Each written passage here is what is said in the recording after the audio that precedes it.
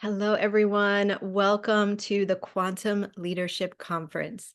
Here we are bringing together thought leaders, researchers, channels, wisdom keepers, astrologers, and many more who will each offer their unique perspective on some of the biggest questions that the world is wondering about at this time. Why is everything breaking down? When will the breakthrough arrive? And what kind of leadership do we need next in our world? So, for all of you who are attending and listening in, remember that you are a next level leader. You are here to help in creating the brightest possibilities for the future of humanity. Here in the Quantum Leadership Conference, you will receive tools, strategies, paradigm shifting research, and groundbreaking information that will empower you to step into your brightest leadership in the way that feels most fulfilling and inspiring to you. So allow us to support and inspire you on your journey. We are delighted to be here with you today. I am Jocelyn Starfeather. I'll be your host and guide for the Quantum Leadership Conference. And today I am delighted to be here with Karen Gordon. Hi, Karen. Welcome. Good morning. Greetings from Costa Rica. Wonderful. Greetings. It is such a delight to have you here with us today. I can't wait for our conversation. And let me introduce you to everybody here. So, equal parts soul-filled scientist, inspired educator, and nature therapist, Karen Gordon has dedicated 30 years to restoring landscapes and facilitating transformative nature-based experiences. Her work as a restoration ecologist spans the fjords of the North Atlantic, the vibrant reefs of the Caribbean Sea, the depths of the Peruvian Amazon, and the cloud-forested peaks of Costa Rica. As the founder of the Center for Sacred Ecology and steward of the 40-acre Samanea Nature Sanctuary in Monteverde, Costa Rica, Karen creates spaces where nature inspires and informs the awakening human spirit. Central to her practice are prayer, nature immersions, and ceremony, which she seamlessly integrates into her life and work, fostering deeper communications and connections between individuals and the environment. In addition to her leadership in Costa Rica, Karen contributes her expertise to preserving Peru's natural and cultural heritage. As a key associate at the Association for Research of the Peruvian Amazon, she supports the Monte Grande Project, working to protect this cultural heritage site and its ancient cacao varieties, living descendants of the cacao found in the 6,000-year-old temple in Peru. And I know we'll talk a lot more about that today, Karen. Karen's work emphasizes ecological conservation and the safeguarding of indigenous traditions. Karen's unique blend of science, spirituality, and education makes her a transformative force in ecological restoration and environmental leadership. Her lifelong dedication continues to inspire individuals to cultivate a profound respect for the interconnectedness of humanity and the natural world. And so your topic for today, Karen, is Cacao and Connection, Awakening Sacred Ecology to Inspire Global Leadership. Wow. So I just love what you're doing, Karen. It's so beautiful. It's such a powerful model for all of us of this radical next level leadership that we need in our world. So I just want to say first, thank you so much for all that you're doing. Thank Yeah. you. It's my honor and my pleasure to be able to be a human right now on this planet. And I want to thank you and to all of the listeners and everybody who is taking a part of um, this program. I hope that our time together today is inspiring and invites everyone to connect more deeply to themselves, to nature, and also to take action. Yes. Mhm. Yes. So beautiful. Yes. Well, let's begin in Costa Rica, where you are right now, and we can see the lush green behind you. It's so wonderful. Can you tell us more about your Samanea Nature Sanctuary in Monteverde, Costa Rica, and maybe a little bit about your journey and how you came to be doing this work? For sure. Thank you so much. So it's such a delight to be able to speak about this beautiful place. So to provide us with a little bit of geography, We are located in the mountains, the Northwest mountains of Costa Rica. Many people think about Costa Rica as a place full of beaches and coasts and surfing, etc. But we have glorious, magnificent mountains that are absolutely pure, with some of the cleanest air on the planet, and rivers that sing, and endangered species that fly through the air. And so it's a real honor for me to be the steward of this place. So I first came to Costa Rica about 25 years ago, from California. As you mentioned, I've been working in education and ecological restoration for the last 30 years. So what is ecological restoration? Or who are restoration ecologists? Restoration ecologists are typically people like me, scientists who study the connection in nature and relationships in nature. And we get called in when there have been some kind of landscape events that have happened. So something that has changed what I would call the face of a landscape or the functioning of a landscape. So some of us could think about things that happen rather quickly. It could be a really deep forest fire, it could be a flood, it could be a toxic spill. And if the ecosystem is not able to really function again, it's not able to kind of get back on its feet, because most of us know that nature is typically able to get back on its feet and to begin working again, but sometimes it's just not possible. So we come in to assess an area, and then we begin to make interventions, something like a reforestation, for example, or the reestablishment of native species in an area, so that the nature itself has the ability to self-repair. There are other times when restoration ecologists get called in when, for example, an ecosystem has gone out of balance for a really long time. It could be perhaps a place was overgrazed, or perhaps an invasive species has come in and really taken over everything. So we also come to that. So this beautiful place where I sit right now, I've been the steward of for the last 20 years, and it's a 40-acre nature sanctuary right now. But what it was over 20 years ago was a highly decimated dairy farm. It was a dairy farm that was out of control. In terms of its usage, it was not properly managed, and I found this place, or this place found me, and I absolutely fell in love with it. There were three massive trees on the property, and when I stood underneath one of them, I heard a message that said, "Your grandchildren will climb in this tree someday." And I looked around and I thought to myself, this could be a lifelong restoration project. This could be something that I personally can do. And so I was already living in Costa Rica, working as a restoration ecologist and as an educator working in a reforestation program. I never thought that I would be here for more than 2 years, because my contract was just for 2 years. But now, 22 years later, here I am. And the face of the Samanea Nature Sanctuary over the course of 22 years has changed, because we've done reforestation, we've taken out the invasive species, and it's absolutely an incredible gem in the mountains. And it's a real emblem of what is possible when we put our hearts and our hands to work. So for many years, this was a place that was just my home. We're sitting here on the front porch of my farmhouse. Um, but in the past maybe 10 years to 7 years, I've been starting to welcome groups here, because as a part of my studies, I went back to graduate school after going to graduate school. So I have a postgraduate degree in nature therapy, because one of the things that I've been finding in my years as a restoration ecologist and as a field biologist is it's not only the landscape that has a landscape event. It's not only the earth that has landscape events, but it's also humans. We all have inner landscape events.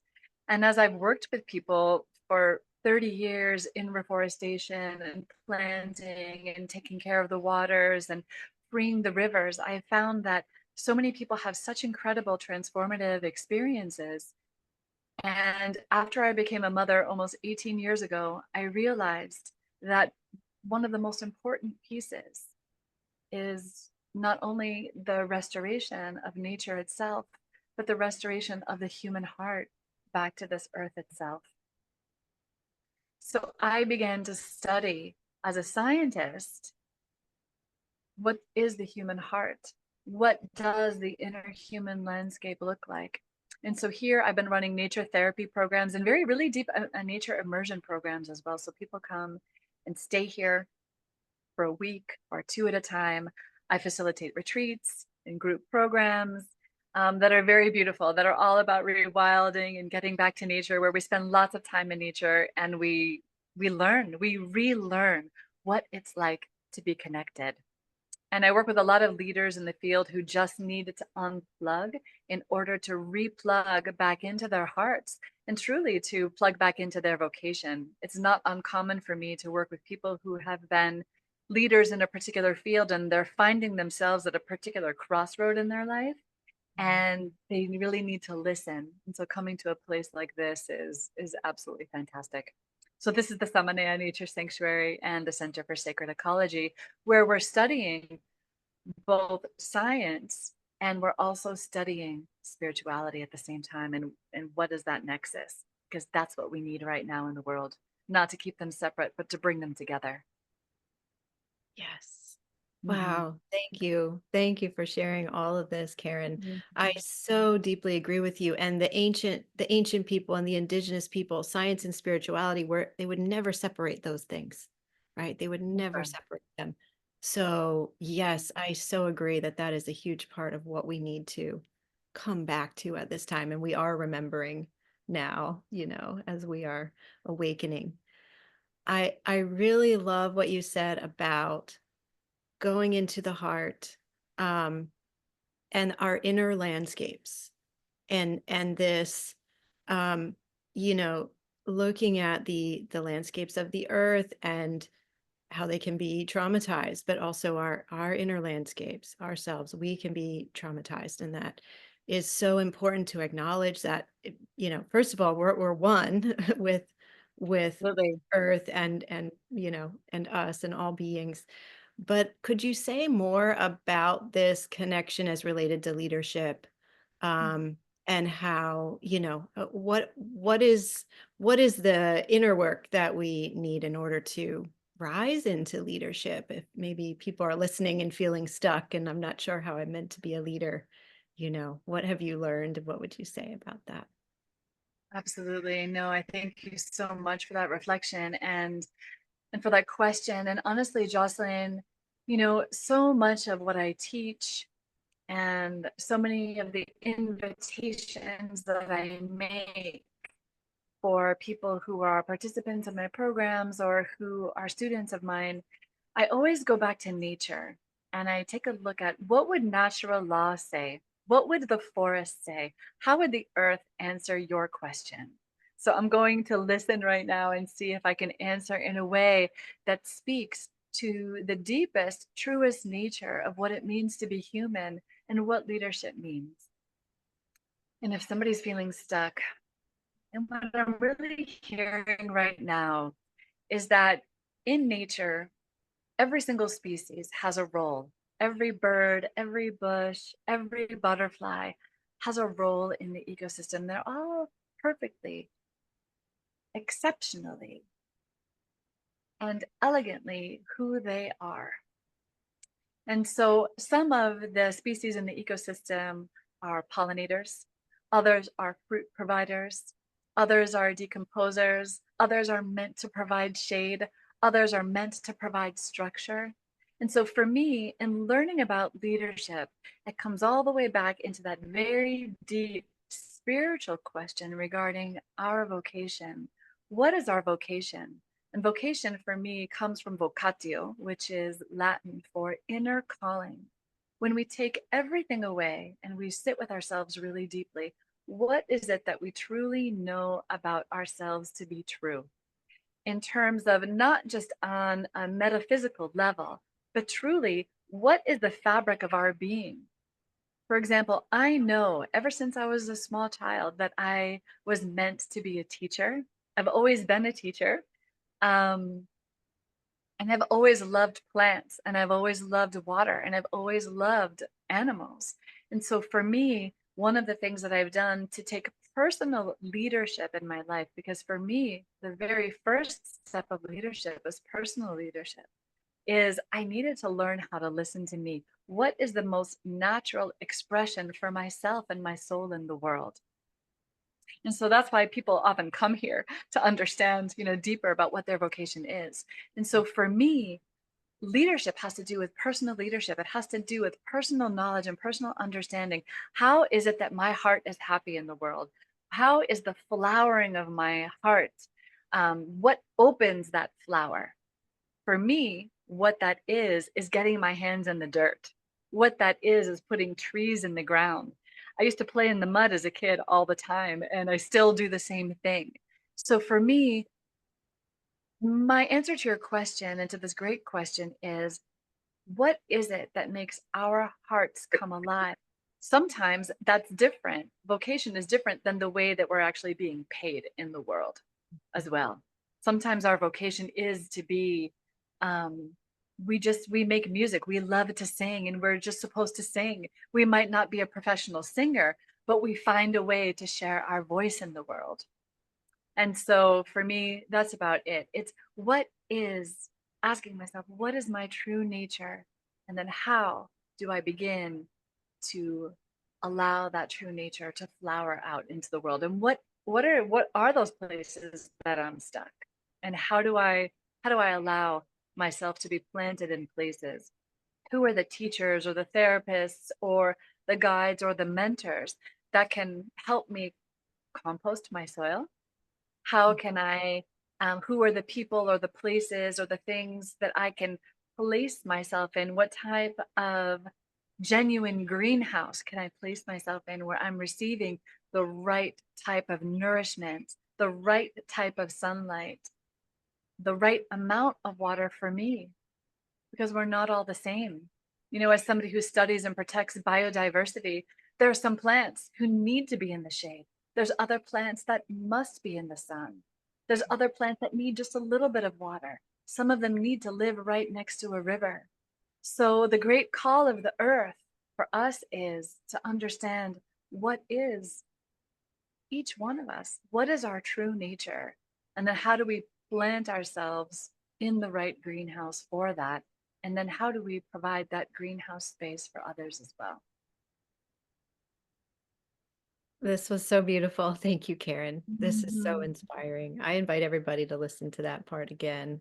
That was really, really Mhm. profound and meaningful. So thank you. And I so agree with you that, Mhm. when we pay attention and tune into what makes our heart sing, we will never go wrong with following that. That is like the divine guidance coming in about what we're here to do, what we're here to bring, our gifts that we're here to contribute. So, yes, I agree. So, It's so actually more simple than we believe. Sometimes we humans, we tend to make things really quite complex.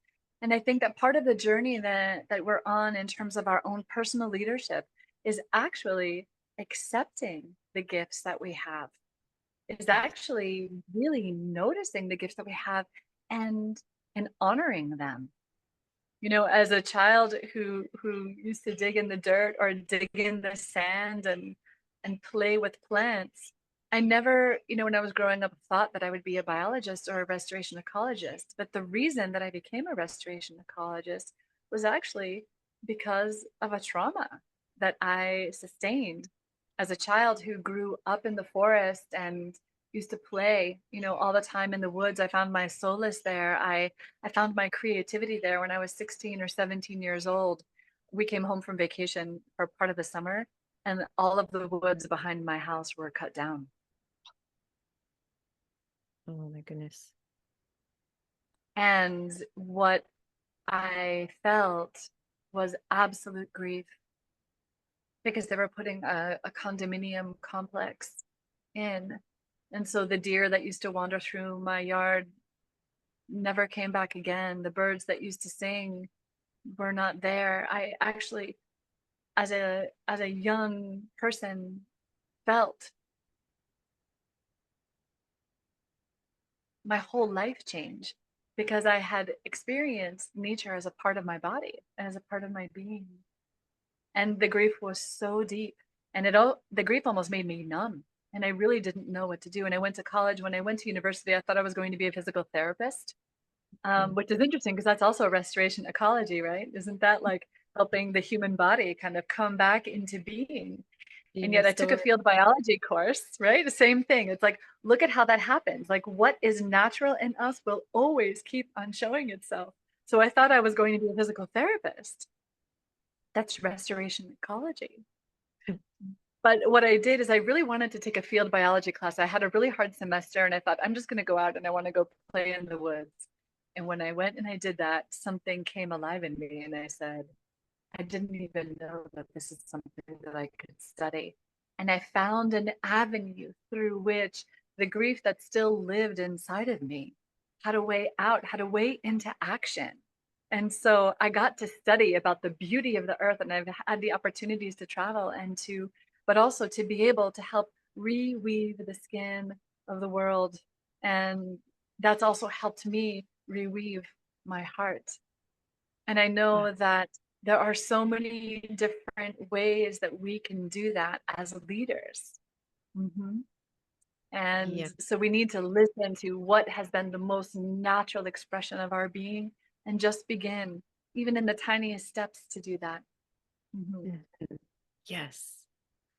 Well, I would love to turn to cacao now Mm, as we continue exploring the beautiful work that you do, and you have some cacao there.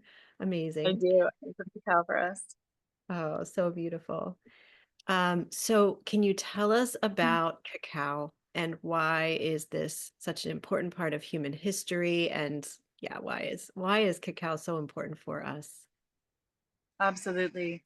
Cacao, so many of us, one of the things that I love about cacao, Theobroma cacao, which is the genus in this species.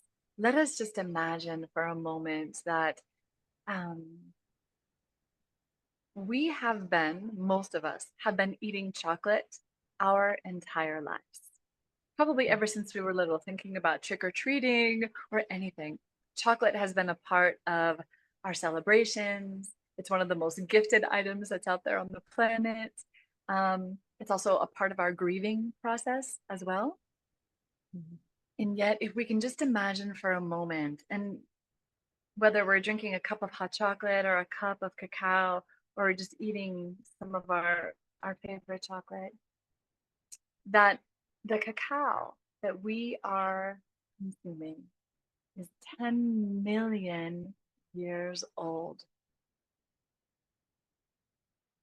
Cacao as a species is an Amazonian tree that's been on this planet for at least 10 million years old.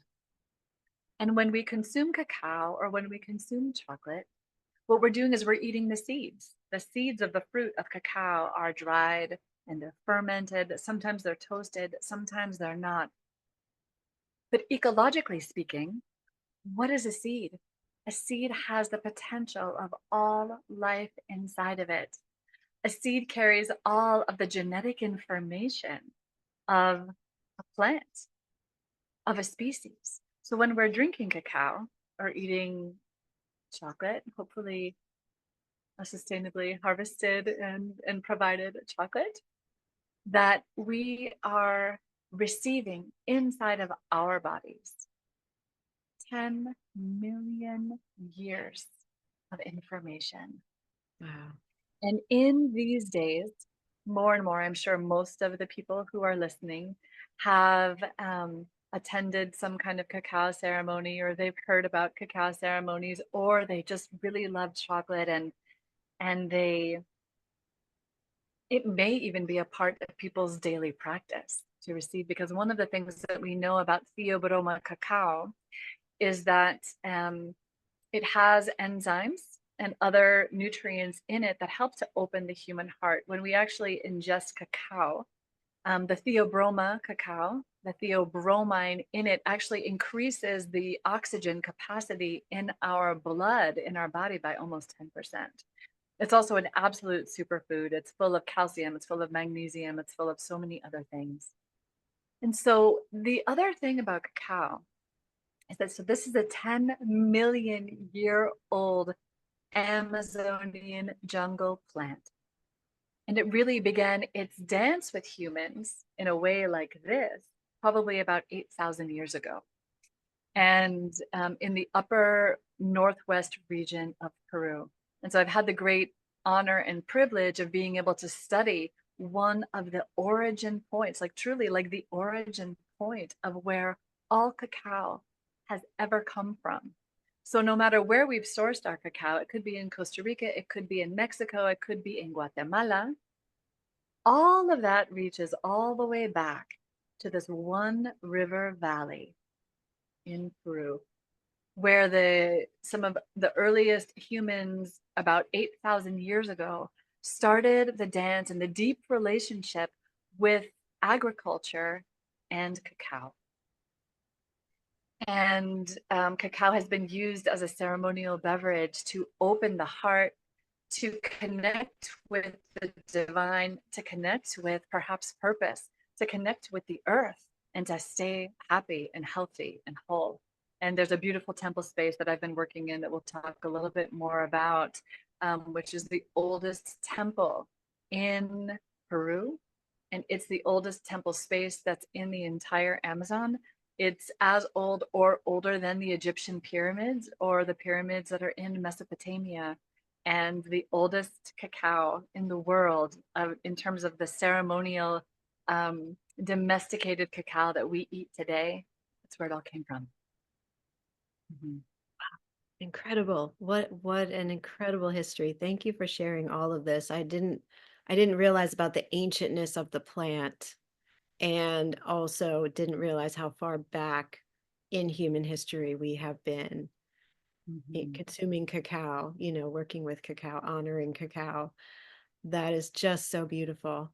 I want to just acknowledge too that our mutual friend Cynthia, who connected us, has brought cacao into my life, and so now I have cacao almost every day, and it has been just such a beautiful experience, beautiful ceremonial experience. So yes, what a magical substance this is! What a magical gift, a magical plant. Um, that Absolutely. Cacao has traveled throughout the world. I mean, because of its, and it was really in the colonial times when cacao started to travel around the world. And one of the things that I love about this is like a medicine of the heart in a way. And the thing that cacao does is it connects us. It connects us to ourselves. It connects us to our heart. It connects us to our bodies. It connects us to each other. And it connects us to the natural world. And when we take a look at actually a wild cacao tree out in the forest, that's exactly what she does. She's out there in the understory, and the birds are making nests in her branches, and all of the beautiful insects and the butterflies and the wasps.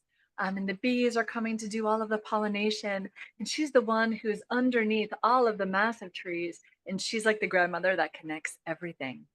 And so for people who are also looking for, really trying to connect to their leadership and looking to really connect with their vocation, becoming connected once again to our heart, becoming connected to ourselves, becoming connected to the earth.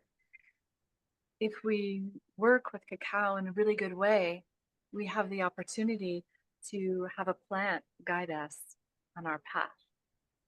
Yes. Yes, it is so powerful how cacao works with the heart.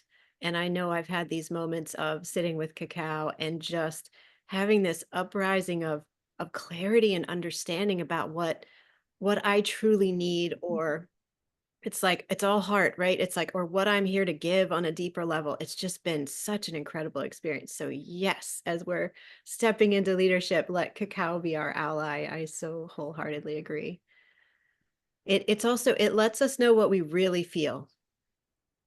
Seems to like break through maybe conditioning or limitations that have been placed upon us and help us get to a place of, oh, this is what I really feel about this Mhm. situation. I think that's so fascinating. It's beautiful medicine. And one of the things that I love that you mentioned too is about cacao's generosity. Let's think about this for a moment, that cacao is a plant that, again, for 10 million years lived in the depths of the Peruvian Amazon.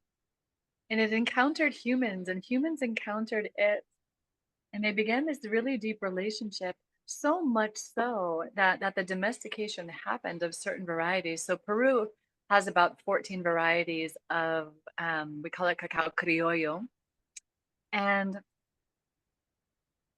it's just kind of like, people have domesticated dogs and cats. Like we have these loved ones, these spirit guides and these companions that make our lives better, and that hopefully we make their lives better. We're in really deep relationship. Cacao is so generous in that it has traveled throughout the world, and it's helping us to become more generous with ourselves, with our own attention, with our own care for our environment as well. And so cacao is just this beautiful medicine, this beautiful plant of relationship. And for me, one of the most important things as more and more people are consuming cacao is for us to think about, where is our cacao coming from? Where are we sourcing it? And there are so many incredible sources of cacao where people are very, really deeply connected to the original holders of cacao. For example, here in Costa Rica, there are many indigenous groups here that have had, you know, a deep connection with cacao for millennia.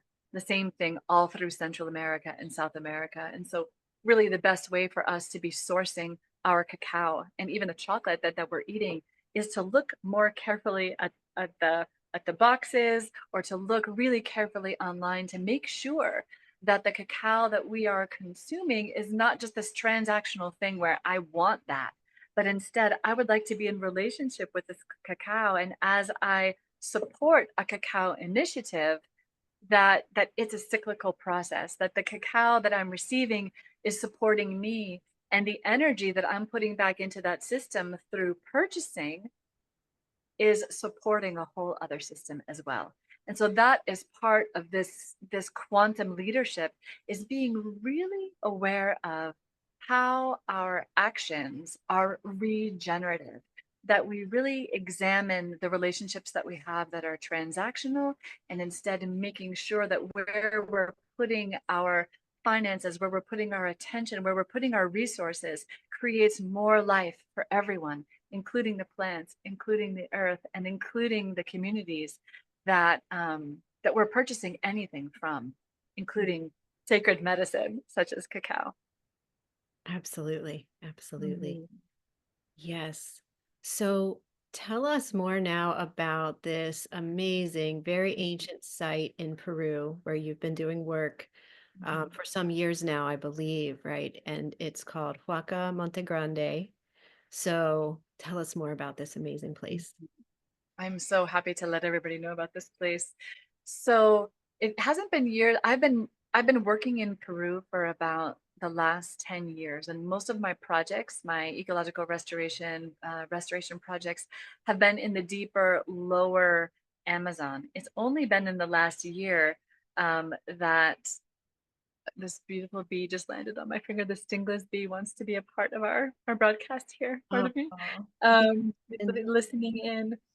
It's only been in the last year. I've known about the Huaca Monte Grande for the past few years, but it was only in this last year where I was brought into and invited into this project.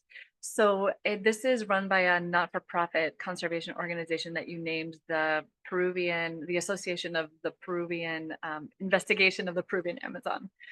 And Huaca Monte Grande is this fascinating place that started to be uncovered about 14 years ago. It was a garbage dump. Let's just imagine a small city with a garbage dump in the middle of it wow. that was kind of on a hill. Hmm. And somebody had been walking around that garbage dump, and they started finding little pieces of pottery, of ancient pottery, and they called an archaeologist. And the archaeologist was able to receive some funding to move all of the garbage away.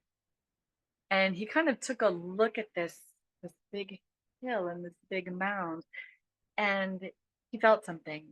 Kind of like a naturalist will go into the forest and they're able to see trees that, or they're able to see birds that most of us can't see. he took a look at this. His name is Quirino Oliveira, and he decided to do an archaeological study of a very thin layer of the very top of this hill. And one of the things that he found was this great, massive stone spirit. And I can send you some photographs that you might be able to share online with our listeners here, that has a head, a thorax, arms and legs, and a massive spiral in what would be the womb space. Oh, And wow. Dr. Oliveira found, he realized this stone spirit had been placed on the top of an ancient temple to Mm. protect it until its time came to be revealed.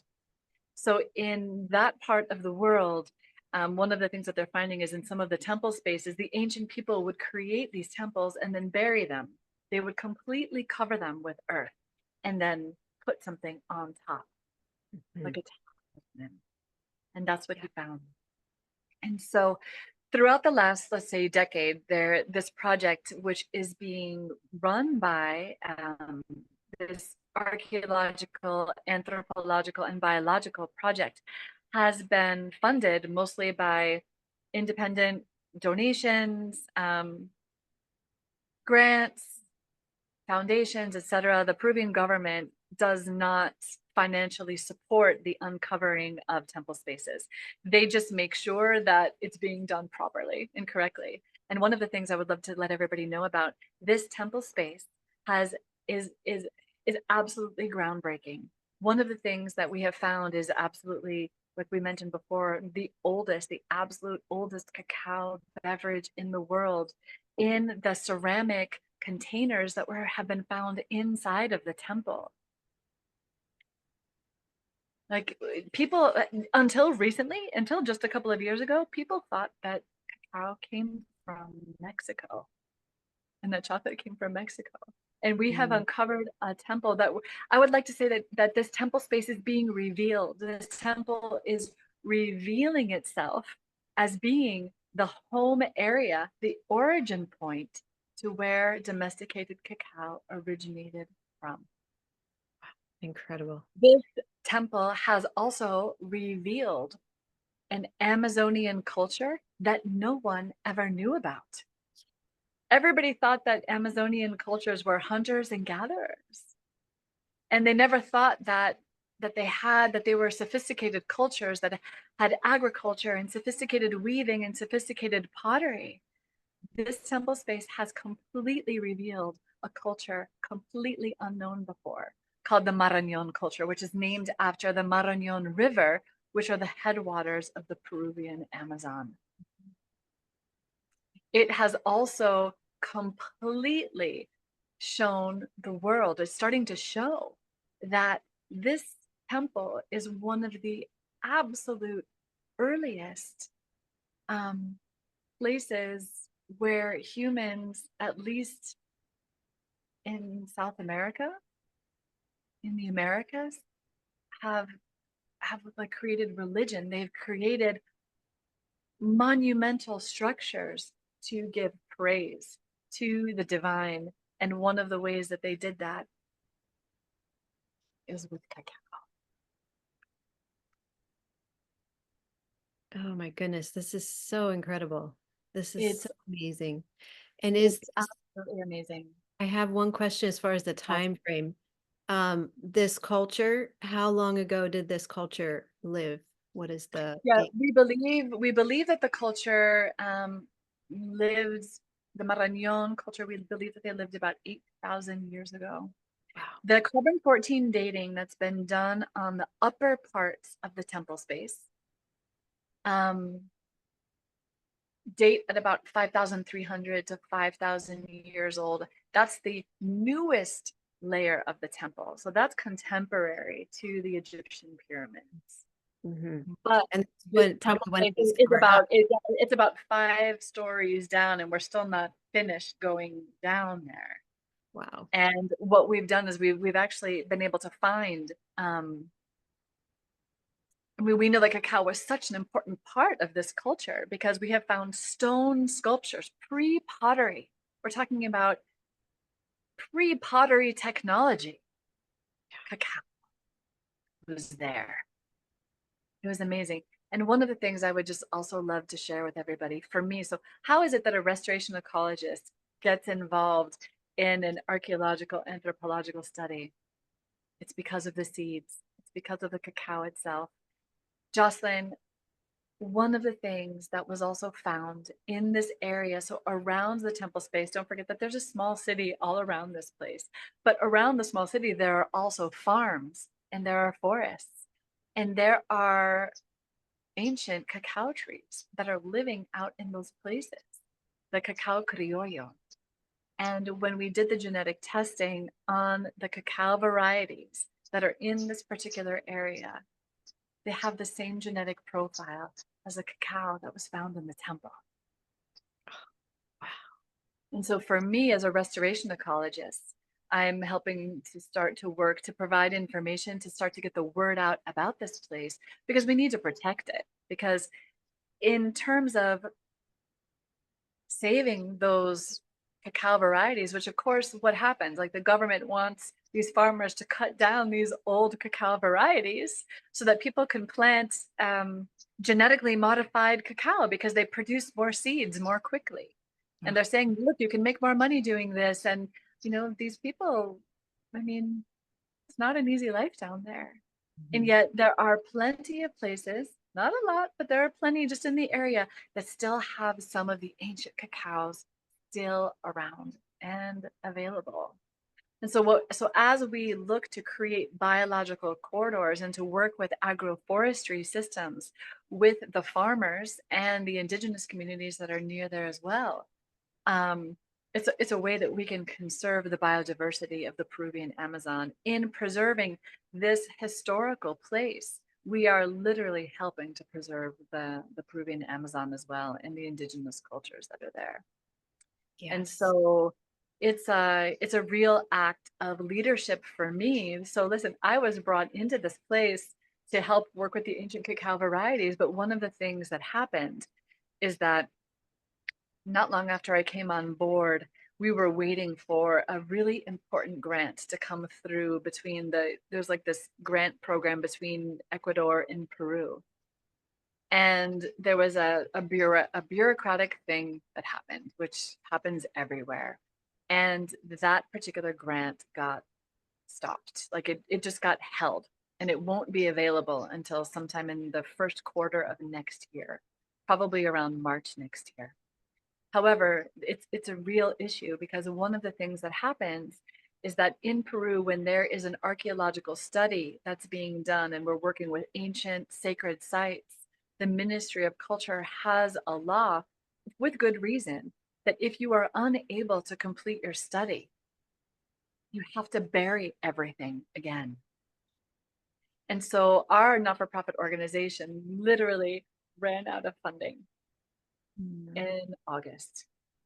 And one of the things that I've done, because I'm one of the only English, I am like the only English speaker on this Peruvian team. And in South America, many people know about this place. And in academia, many people know about this place in this space. This is going to be an UNESCO World Heritage Site someday. Um, this was named one of the top 10 archaeological finds in the world many years ago. But we are a tiny little not-for-profit organization that's really doing our best to complete this study. And when I realized that we needed funding, I thought about the global north and I thought about this story is not being told in North America. It's not being told in Europe. It's not being told in Australia. It's not being told in New Zealand, where everyone is drinking cacao. Right. And where there are so many people who are working with cacao in really good ways, whether they're facilitators or they're working with it like you know, in a really personal way to develop our hearts, to develop our strength, to develop our inspiration. Cacao is moving around the world because she has a message. And one of the things that I'm here to say is that the origin place of cacao needs our help. Just as much as cacao has been traveling out in the world and has been a part of our lives for as long as we've been alive.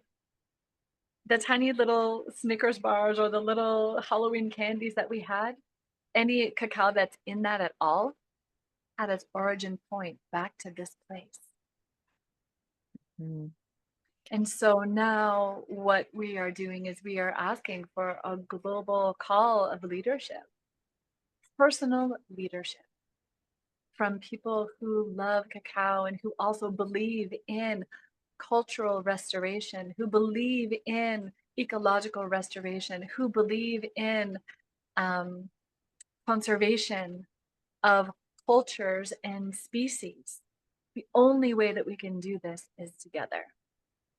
And so that's a message that I'm also here to bring, is that this is an absolute opportunity for any of us who want to be or consider ourselves to be global leaders to participate in another ecological principle, sacred ecology, which is reciprocity. It's making an offering to a place that's not transactional. It's not, what do I get out of this? But instead, what can I give so that this message of cacao and what is still meant to be uncovered in this temple, what is meant to still be revealed, because we have so many scientific studies that we haven't been able to do yet because we don't have the funding for it, to be, testing the ages, but then also to be learning more about cacao and also protecting the original holders of this medicine, these plants. And so for me, personal responsibility is personal leadership. They go hand in hand, and reciprocity is sacred ecology. Mhm. And so, as my heart has been opened, and as my grief has been healed, and as my connections have been made with myself and the earth through my cups of cacao, how is it that I can give back? If any of you have ever asked that question, this is the way that that can happen. Yes, so beautiful. This is so beautiful. And I know that the Sacred Planet community here, we are a community that truly understands the importance of our ancient and indigenous roots, our Mhm. ancestors, those who lived so long ago and lived close to the earth and understood how to be connected with the earth in a very deep way that we're working on remembering now, and that we learn more and more about that at these kinds of archaeological sites, right? So it's the cacao, it's our connection to our ancestors. There's so much here that is deeply meaningful. And I invite everybody, if you are feeling moved by this conversation, if you would like to contribute to Huaca Monte Grande in Peru. And there are still layers that are not uncovered, right? So you've gotten to, Gosh, there are so many layers that are not uncovered. We're only about 30 to 40% through our study. And so what we're really needing right now is a global, I'm calling it like the global spiral of support to help get us through this moment where we're waiting for this next grant to come through, because in our deadline for this actually is in early December, when we need to be able to send funding down. So the beautiful thing that we've done is we have connected with a 501c3 fiscal sponsor in the United States called the Abundant Earth Foundation. So anybody who makes a donation, a contribution to the Huaca Monte Grande project, can receive a tax deductible donation if they're looking for that. Some people don't care about that, but other people it's important. And so we're able to send this wave of support down to Asicampe in Peru so that they are able to show the Peruvian government, listen, we have some funding here, and that we're going to be able to keep working, because if we're not working, we have to close up. That's the law. And so we're really looking for the global north, um, for people who love cacao, who love chocolate, to join us. Just as this amazing spirit was on the top of the temple, was uncovered, and it was made literally by stones that were this big. And I think about the hundreds, or even the thousands, but maybe the hundreds of people who carried these stones down from the Andes and who collected them from the rivers to create this temple space and to create the spirit on the top. Every single one of these stones was an offering. And I'm wondering, what is it like for us just to match that offering? And I talked to my team in Peru and I said, maybe this little lull needed to happen because maybe the global community really needed to learn about this place so that we can all stand together and support the birthing of an incredible temple that has so much history and so much more to teach us about the human heart and our connection with the earth and with the planet. Yes. Yes, Mhm, yes. mhm. So, yes, everybody listening, if you would like to contribute, you can scroll down just below this video and you'll find the link to learn more about Huaca Monte Grande and send a donation. And also, 15% of our proceeds from the conference will be donated to this project. So, we are just so delighted to do that. So every purchase that you make through the conference of lifetime Mhm, access, everybody is contributing directly. 15% is going to this project. mhm, But I know that some of you will be moved to send your own donations and add to that and increase that amount. mhm. So yeah, I want to thank everybody and Yeah. just really invite you to sense it into your heart, maybe have a cup of cacao and Well, yes, and see what if you feel called to send an amount, a contribution. I can't think of anything too much more important really to contribute to at this time. And as you said, Karen, it's just this is a way for us to step up as leaders too, is to Absolutely. contribute our resources that we have available towards these amazing projects. Um, Mhm. like this one that are being done. So thank you for bringing this to us. Thank you for Thank sharing so much about the details and the history, your history and your work and the history of this amazing archaeological site and the cacao. It's been so beautiful to receive all of this that you shared today. thank you so much, Jocelyn, and thank you, everybody. Many blessings. Yes. Thank you so much. So, everybody, Mhm. I hope you've received a tremendous amount from this interview. I'm sure that you have. And I really do welcome you to send a contribution. Just scroll down to the link right below, and you can find out all the details of the project and send your donation there. If you have any questions, just write into us, and we will also put Karen's website linked here too. And you can learn more about her work in Costa Rica and reach out to her if you would like to as well. Gracias, gracias, gracias. Thank you so much. Yes. All right, everybody. Thank you so much for attending. Thank you, Karen, for all you've shared here. And I will Thank you see so much. you, yes, I will see you all again soon in another interview. Much love, everybody.